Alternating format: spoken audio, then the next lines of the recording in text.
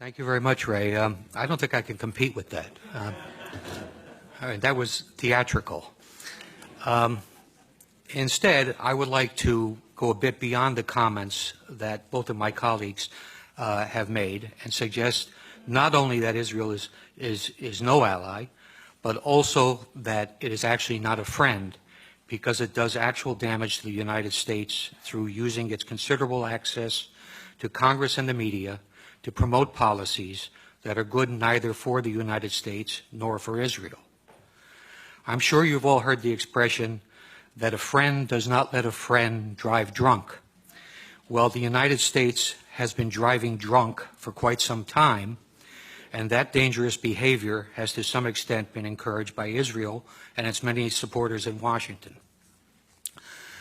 Israel might or might not have been an actual enabler of the disastrous American invasion of Iraq, but it is undeniably true that American officials extremely close to the Israeli government were behind the rush to war and the forgery of phony intelligence that fed the process. If the United States goes to war with Iran in the near future, it will not be because Tehran actually threatens America. It will be because Israel and its powerful lobby in the U.S. have succeeded in creating an essentially false casus belli to mandate such action. Prime Minister Benjamin Netanyahu, who once commented that 9/11 was good for Israel, has repeatedly sought to commit our government to draw red lines that would narrow options for the White House and de facto require it to take action with the military against Iran. Congress is meanwhile advancing legislation that would commit the United States to intervene militarily in support of a unilateral Israeli attack, meaning that Israel could easily be empowered to make the decision on whether or not the U.S. goes to war. Nothing relating to Israel is quite like the U.S. interaction with other countries. Delinda and Janet have outlined the dollar costs and special financing arrangements that go to support Israel, measures that are not in place for any other nation. Congress also approved on Wednesday, as part of the United States-Israel Strategic Partnership Act, by a vote of 410 to 1, an Israeli exemption from the reciprocity mandated by the so-called visa waiver program. Israelis will be able to travel freely to the United States, while their government will be allowed to refuse entry to American citizens. This is a privilege that is granted to no other country. One congressman has recently even introduced a bill to cut off federal funding for any academic organization that engages in boycotting Israel. Boycotting other countries is okay. Israel interferes in American elections, most recently on behalf of Mitt Romney. It has corrupted our Congress. Its head of government publicly rebukes our own head of state. Government ministers insult and ridicule John Kerry, and its intelligence officers actually provide alarmist and inaccurate private briefings for American senators on Capitol Hill. I also would not doubt that Israel, accustomed to behaving with impunity towards its alleged friend and patron in Washington, might manufacture a pretext to draw the U.S. into a new conflict, something reminiscent of the Lavon affair in Alexandria, Egypt in 1954, or the false flag attack on the USS Liberty in 1967. Israel currently strongly supports using force to intervene in Syria, a proposition that is opposed overwhelmingly by the American public. In short, Israel has no reluctance to use its enormous political and media clout in the U.S. to pressure successive administrations to conform to its own foreign and security policy views. One other very good reason why Israel should not receive billions of dollars in military assistance annually is its persistent espionage against the United States. Grant Smith has described how Friends of Israel stole enriched uranium from a Pennsylvania refinery to create a nuclear arsenal. More recently, we have learned how Arnon Milchan, a Hollywood producer born in Israel, arranged for the illegal purchase of 800 nuclear triggers. Milchan picked up an Oscar last Sunday without any interference from the FBI. The existence of a large-scale Israeli spying effort at the time of 9/11 has been widely reported, incorporating Israeli companies in New Jersey and Florida, as well as hundreds of art students nationwide. 5 Israelis from one of the companies were observed celebrating against the backdrop of the Twin Towers going down. While it is often observed that everyone spies on everyone else, particularly true if one is referring to our own NSA, espionage is a high-risk business that most countries are extremely careful when they are spying on friends because of fear of blowback. Israel, which relies on Washington for billions of dollars in aid and also for political cover in international fora like the UN, does not spy discreetly, largely because it knows that few in Washington will seek to hold it to account.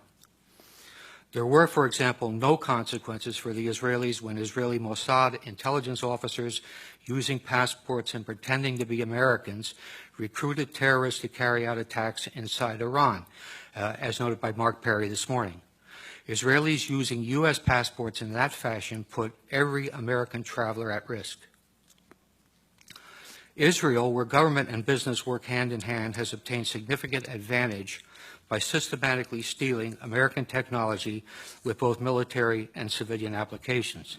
The U.S. developed technology is then reverse engineered and used by the Israelis to support their own exports. Sometimes when the technology is military in nature and winds up in the hands of an adversary, the consequences can be serious. Israel has sold advanced weapon systems to China that are believed to incorporate technology developed by American companies, including the Python 3 air-to-air missile and the Delilah cruise missile. There is evidence that Israel has also stolen Patriot missile avionics to incorporate into its own Arrow system, and that it used U.S. technology obtained in its Lavi fighter development program, which was funded by U.S. taxpayers, to help the Chinese develop their own J-10. The reality of Israeli spying is indisputable. I might cite the names of Jonathan Pollard, Ben Ami Kaddish, Stuart Nozet, and Larry Franklin as spies for Israel have been caught, but they are only the tip of the iceberg. Israel always features prominently in the annual FBI report called Foreign Economic Collection and Economic and Industrial Collection. The 2005 report states, Israel has an active program to gather proprietary information within the United States. These collection activities are primarily directed at obtaining information on military systems and advanced computing applications that can be used in Israel's sizable armaments industry. It adds that Israel recruits spies, uses electronic methods, and carries out computer intrusion to gain the information. A 1996 Defense Investigative Service report noted that Israel has great success stealing technology by exploiting the numerous co-production projects that it has with the Pentagon. It says, placing Israeli nationals in key industries is a technique utilized with great success. A General Accounting Office examination of espionage directed against American defense and security industries described how Israeli citizens residing in the U.S. had stolen sensitive technology to manufacture artillery gun tubes, obtained classified plans for reconnaissance systems, and passed sensitive aerospace designs to unauthorized users.